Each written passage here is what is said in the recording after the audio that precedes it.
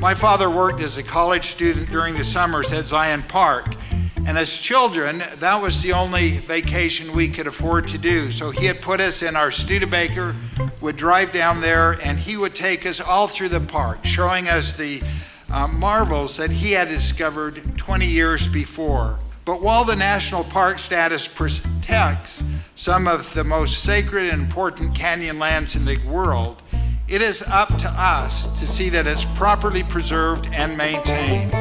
This is socially important, it is spiritually necessary, and is economically prudent, because the parks not only refresh our spirit as we hike through them, it's critical to the health of the economies, especially of our rural communities. We're announcing that Zion National Park Association is celebrating a new identity today after more than 80 years as the official fundraising arm of Zion Park. This new model, this public-private partnership, raises the bar, and I think it sets the example for all of our national parks throughout the country for how we preserve the land, how we maintain the parks, and ensure that future generations will have the same experience as they go through these magnificent places as we do now.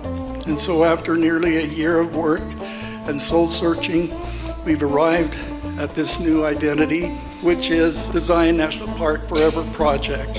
And our new name and logo represent the deeper commitment to stewardship and responsibility that falls upon everyone who visits and loves Zion National Park, or whose business or livelihood is enriched by it. As former Secretary of the Interior Sally Jules said last year during the National Park Centennial, we are all in the forever business.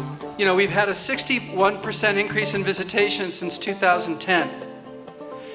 During that same exact time span, the federal support has been flat to declining.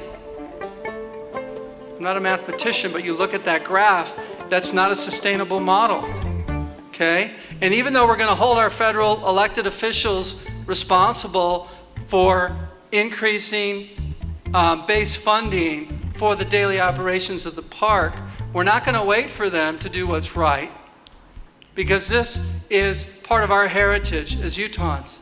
And we're gonna roll up our sleeves and we're gonna tap into that pioneer spirit, and we're gonna create a model that will be translated across other national parks. It really is America's greatest idea to have the best places. There's about 400 of them around the country that have been designated national parks. I think the people have got to step up in ways beyond their taxes, because these are our parks and they belong to us. It's a tremendous obligation that we have to protect these parks. Start thinking about that and see if you want to join the Forever Foundation for Zion Park, and think of the legacy you're leaving your children and your grandchildren. I want everyone to close their eyes for a moment.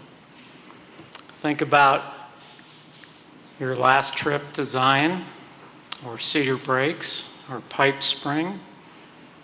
Think about a warm summer day. Can you hear the cottonwood leaves rustling in the wind? Can you hear the sound of the river? Perhaps the birds. Canyon wren with its declining song. This is what I call the Zion embrace. We were named the #1 enterprising state by the U.S. Chamber of Commerce, another great accolade for Utah. And the U.S. Chamber of Commerce said that they found something unique in Utah. The spirit of cooperation and collaboration, they said, was found in greater abundance in Utah than any state in America today. That's a tribute to you, people, to the culture, to the fact that you are willing to look across the fence, help your neighbor, volunteer, charitable giving, which we see represented here tonight. And I'm here to tell you, if we'll make the phone call, if we'll make the effort, if we'll discount the naysayers, if we'll see if we can't work together in collaborative fashion, we can accomplish some really great and wonderful things. And as I see the Zion National Park Forever program here tonight, isn't that what this is about?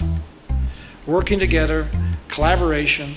And so I applaud your efforts here that we work to accomplish a good thing. And the Zion National Park Forever project is something we can all here in Utah get behind.